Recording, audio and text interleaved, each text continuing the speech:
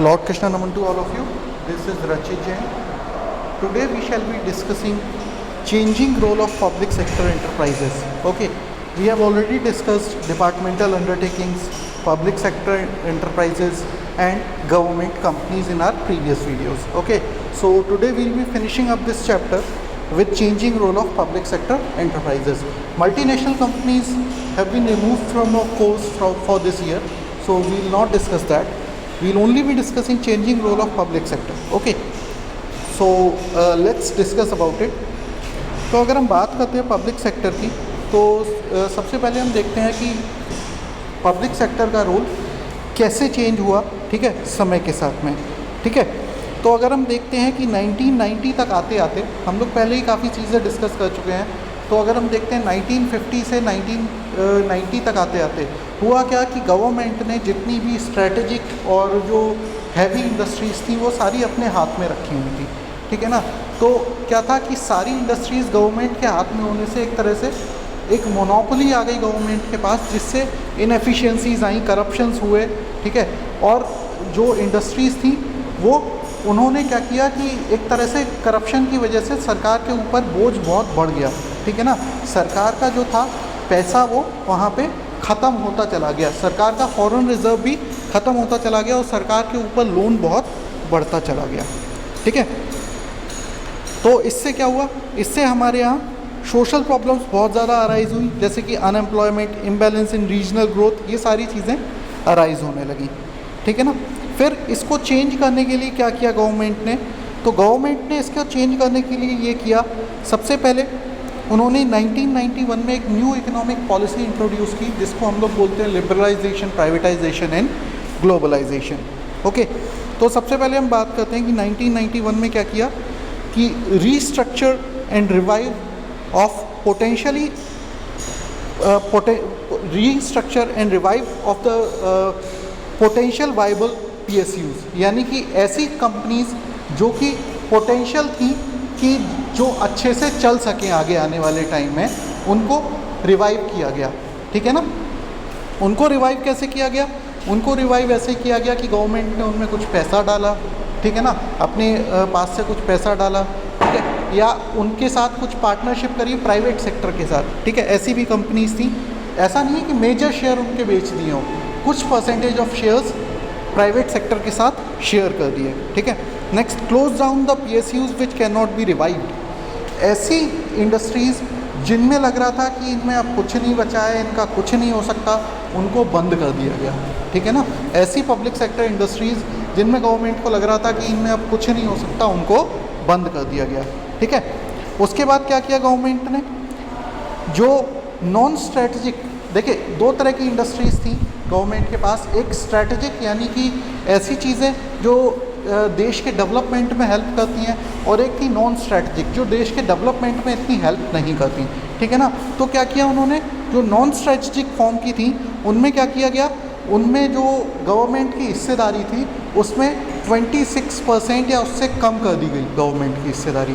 Recently आपने सुना होगा, 3 साल पहले गवर्नमेंट ने क्या किया है, IDBI बैंक आपने नाम सुना होगा, तो IDBI में गवर्नमेंट ने क्या किया, IDBI में गवर्नमेंट ने अपनी हिस्सेदारी 71 से 26 पे लेके आ गया, ठीक है ना। बाकी हिस्सेदारी अपनी बेच दी, जिसको हम लोग बोलते हैं डिस इन्वेस्टमेंट, ठीक है। तो उन्होंने क्या किया, डिस इन्वेस्टमेंट किया वहाँ पे, ठीक है। उसके बाद क्या किया कि जो वर्कर्स थे ऐसी कंपनीज़ में, उनको बोला कि आपकी जॉब अश्योर्ड है, ठीक है ना, आपकी जॉब को कुछ नहीं होने वाला, आपकी जॉब को कुछ नहीं होने वाला, आपकी जॉब कहीं नहीं जा रही, ठीक है। तो उनका जो वर्कर्स का जो इंटरेस्ट था वो फुल्ली प्रोटेक्टेड रखा, ठीक है। उसके बाद क्या होता है, उसके बाद होता है reduction in the number of industries reserve for public sector from 17 to 8, यानी कि उसके बाद उन्होंने क्या किया, जो रिजर्व थी पब्लिक सेक्टर के लिए इंडस्ट्रीज़, उनको 17 से 8 पे लेके आए, ठीक है ना। करंटली अगर बात करें तो इसमें जैसे कि आपको दिया गया है कि 3 इंडस्ट्री हैं जो कि इस समय रिजर्व हैं, ठीक है, जिसमें आपका एटॉमिक एनर्जी, आर्म्स और रेल एंड ट्रांसपोर्ट। लेकिन अगर करंटली हम लोग बात करें तो गवर्नमेंट ने FDI को परमिशन दे दी है, यानी कि फॉरेन डायरेक्ट इन्वेस्टमेंट को परमिशन दे दी है, रेलवे सेक्टर में भी और आर्मी में भी, ठीक है ना, आर्म्स सेक्टर में भी, ठीक है। कौन सी चीज़ बची हुई है जो सिर्फ गवर्नमेंट के पास है, वो है एटॉमिक एनर्जी, ठीक है ना। तो आज की अगर हम लोग बात करें, लेटेस्ट अगर हम लोग बात करते हैं, तो जो कम्प्लीटली गवर्नमेंट के हाथ में है वो है सिर्फ एटॉमिक एनर्जी, यानी कि 17 से पहले 8 हुई, 8 से 3 हुई। आज के टाइम पे अगर हम लोग बात करते हैं तो सिर्फ एक ऐसी इंडस्ट्री है, ठीक है, जो कि सिर्फ PSU यानी कि गवर्नमेंट के हिसाब से ही चलेगी, यानी कि जिसको गवर्नमेंट ही चलाएगी, ठीक है ना। Next, disinvestment of shares of a select set of public sector enterprises, यानी कि जो गवर्नमेंट की कुछ ऐसी कंपनीज थी जहाँ पे इम्प्रूव करने की ज़रूरत थी, यानी कि जहाँ पे कंपटीशन लाने की ज़रूरत थी, वहाँ पे गवर्नमेंट ने क्या किया। देखिए क्या होता है, जब भी कोई चीज़ सिर्फ गवर्नमेंट के हाथ में रहती है तो मोनोपोली हो जाती है। मोनोपोली होने से क्या होता है कि अगर कहीं पे आप मान लीजिए किसी चीज़ की एक ही शॉप हो, तो वो अपने हिसाब से रेट तय करेगा, अपने हिसाब से उसको चलाएगा, ठीक है। तो उन्होंने क्या किया, कंपटीशन लाने के लिए अपने शेयर्स को बेचा, ठीक है ना, डिसइन्वेस्ट किया वहाँ भी, ठीक है।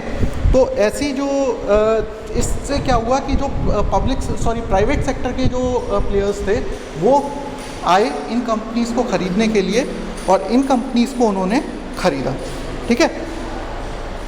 तो इसके प्राइमरी ऑब्जेक्टिव्स क्या थे प्राइवेटाइजेशन के? प्राइमरी ऑब्जेक्टिव्स थे releasing the large amount of public funds blocked in these units and utilizing them for other social priority projects such as education, health। अब देखिए पैसा था नहीं सरकार के पास, तो भाई जब पैसा नहीं होता है आदमी अपनी चीज़ बेचने की कोशिश करता है, ठीक है। तो क्या किया गवर्नमेंट ने कि इनमें जो पैसा फंसा हुआ था उसको निकाल के एजुकेशन और हेल्थ पे ध्यान देने के लिए सरकार ने उस पैसे को लगाया। रिड्यूसिंग डेप्ट एंड इंटरेस्ट बर्डन, अगर हम देखें 1991 तक आते आते हमारा बहुत सारा गोल्ड और हमारे ऊपर बहुत सारा लोन हो गया था IMF और वर्ल्ड बैंक का, ठीक है। तो उसको चुकाने के लिए भी भाई हमें पैसा चाहिए था, ठीक है, तो वो पैसा चुकाया इससे। Transferring the risk of public sector to private sector, सीधी सी बात है, आप कोई काम कर रहे हैं तो रिस्क आपका है, दूसरा कर रहा है तो रिस्क दूसरे का है, तो जो रिस्क थी वो पब्लिक सेक्टर से प्राइवेट सेक्टर को ट्रांसफ़र हो गई। रिड्यूसिंग गवर्नमेंट कंट्रोल, देखिए गवर्नमेंट का कंट्रोल भी वहाँ कम हो गया। भाई जब आपने लिबरलाइजेशन, प्राइवेटाइजेशन और ग्लोबलाइजेशन की पॉलिसी लाई तो आपका कंट्रोल भी वहाँ पे कम हो गया, ठीक है। डिस्करेजिंग गवर्नमेंट्स मोनोपोली, यानी कि गवर्नमेंट की मोनोपोली को ख़त्म किया गया। जैसे कि टेलीकॉम सेक्टर में मैंने आपको बताया कि BSNL जिसके नाम से हम जानते हैं, तो पहले हुआ करता था वो दूर संचार विभाग के नाम से इसको जाना जाता था, ठीक है, BSNL को। तो उसमें क्या था, आप अगर अपने पेरेंट्स से पूछेंगे तो पहले एक अगर आप जानते हो कि लैंडलाइन कनेक्शन लेने के लिए लोगों को महीनों और साल तक वेट करना पड़ता था, ठीक है ना, काफ़ी टाइम वेट करना पड़ता था। रीज़न क्या था, और कोई है ही नहीं, आपको लेना है तो उन्हीं से लेना है, नहीं लेना है तो कोई बात नहीं, ठीक है। तो यहाँ पे ये सारी चीज़ें दिक्कत पैदा कर रही थी, ठीक है। नेक्स्ट है हमारा policy regarding sick units to be same as that of private sector. देखिए क्या हुआ कि सिक यूनिट से मतलब ऐसे जो PSUs थे जहाँ पे या तो बहुत ज़्यादा घाटे में जा रहे थे या उन्हें रिवाइव किया ही नहीं जा सकता था, उनको गवर्नमेंट ने क्या किया, उनको BIFR में ट्रांसफ़र कर दिया, जिसको बोलते हैं हम लोग board of industrial and financial reconstruction. ये गवर्नमेंट का ही बनाया हुआ बोर्ड था, ठीक है। ये कंपनी क्या करती थी, ये बोर्ड क्या करता था, ये देखता था कि अगर कोई कंपनी रिवाइवेबल है तो उसमें गवर्नमेंट से पैसा लेके डाला जाता था, उसको रिवाइव किया जाता था, या प्राइवेट सेक्टर के साथ शेयर करके किया जाता था, या अगर वो रिवाइवेबल नहीं है तो उसको बंद कर दिया जाता था, ठीक है ना। तो जहाँ पे पैसा लगाने के साथ काम चल सकता है वहाँ तो पैसा लगाया गया, लेकिन जहाँ चल ही नहीं सकता उनको उठा के बंद कर दिया गया, ठीक है ना। किसके थ्रू किया गया ये पैसा देने का काम, ये नेशनल रिलीफ फंड के थ्रू किया गया, ठीक है। और ये लास्ट पॉइंट हमारा है आज का, MOUs। देखिए MOUs से क्या हुआ कि यहाँ पे MOU का मतलब क्या होता है, मेमोरेंडम ऑफ अंडरस्टैंडिंग, ठीक है। इसमें क्या हुआ कि ऑपरेशनल फ्रीडम दिया गया गवर्नमेंट के द्वारा किसे, प्राइवेट सेक्टर को, कि आप अपनी जो भी काम है, एक्टिविटीज़ हैं, वो आप और अच्छे से कर सकें, ठीक है ना। आपकी जो भी मतलब प्राइवेट सेक्टर को वहाँ पे लिबरलाइजेशन, प्राइवेटाइजेशन के थ्रू उनको जो पॉलिसी थी गवर्नमेंट की, उसको उसमें कंट्रोल गवर्नमेंट का रिड्यूस कर दिया गया, ठीक है ना। एक मेमोरेंडम ऑफ अंडरस्टैंडिंग बनाया गया कि हाँ भाई अगर आप ऐसे काम कर रहे हो ठीक है तो ठीक है, आप हमारे हिसाब से चल रहे हो, बहुत अच्छा है, ठीक है। तो उससे क्या होगा कि आपको बहुत सारी छूट भी दे दी जाएगी और आप काम भी अच्छे से कर पाओगे, यानी कि प्राइवेट सेक्टर को ज़्यादा से ज़्यादा वहाँ पे इन्वॉल्व करने की कोशिश की गई, ठीक है ना। इसमें क्या हुआ कि प्राइवेट सेक्टर में बहुत ज़्यादा हम लोगों ने ध्यान दिया, ठीक है, किसमें, लिबरलाइजेशन, प्राइवेटाइजेशन और ग्लोबलाइजेशन, यानी न्यू इकोनॉमिक पॉलिसी 1991 के थ्रू, ठीक है ना।